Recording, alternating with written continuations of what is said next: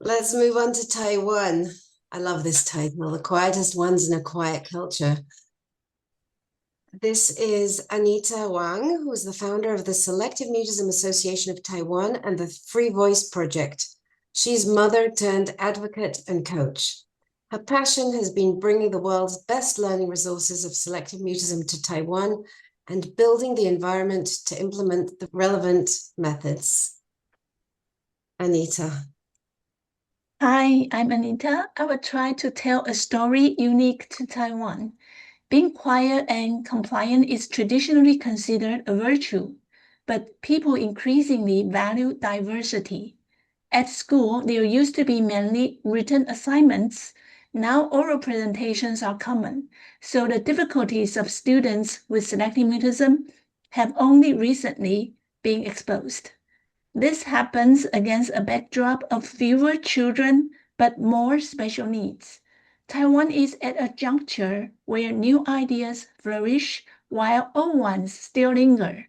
Facing selective mutism, some people cling on to the accustomed way of talk therapy or play therapy at a clinic. But more and more people embrace the behavioral approach of small steps taken at home and school. Noteworthy is the self-advocacy from bottom up. In 2017, a student, let's call him Sammy, was completely frozen in a nationwide exam, and this became widespread news. Then parents established the SM Association.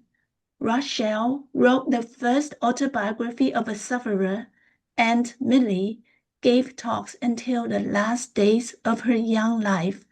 Many others advocated with artworks. Most important of all, people need to know that there is evidence-based treatment and that teachers, parents, and therapists can really change children's lives.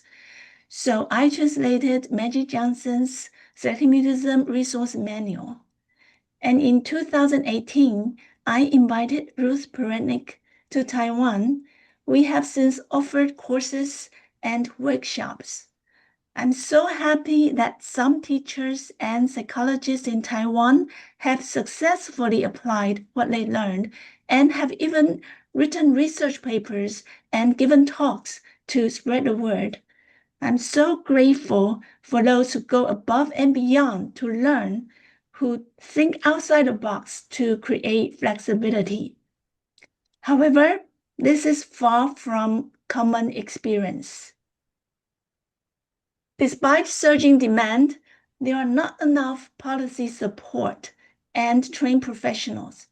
Children with selective mutism often do not qualify for early intervention and psychological services at school unless they have other comorbidities or are very severe cases. Statistics show that selective mutism accounts for a disproportionately low percentage of special needs students in Taiwan. By the time these children reach high school, they face long school hours, high academic pressure, and even less resources. Some develop school phobia or depression.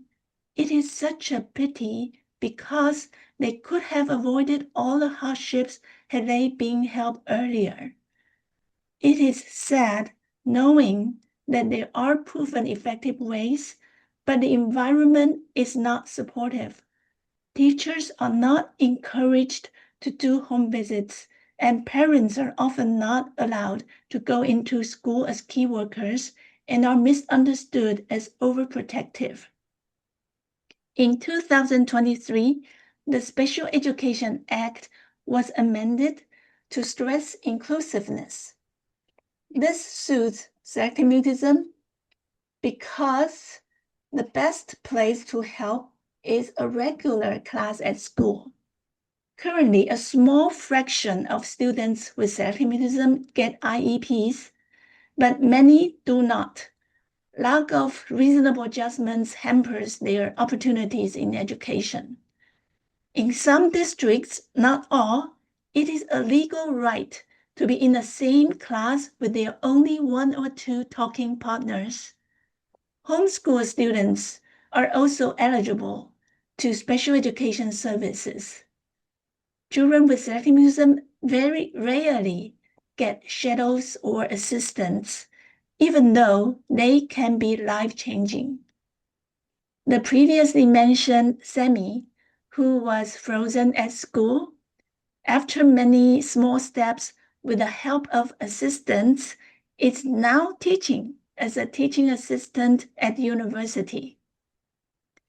Research shows that many parents in Taiwan feel they are fighting a very lonely battle instead of parents, teachers, and therapists working together as a triumvirate. In closing, we have come a long way, but we still have a long way to go. I hope Taiwan is transitioning to a future where children with selective mutism and their family no longer suffer silently. Thank you. Thank you so much. That was so interesting.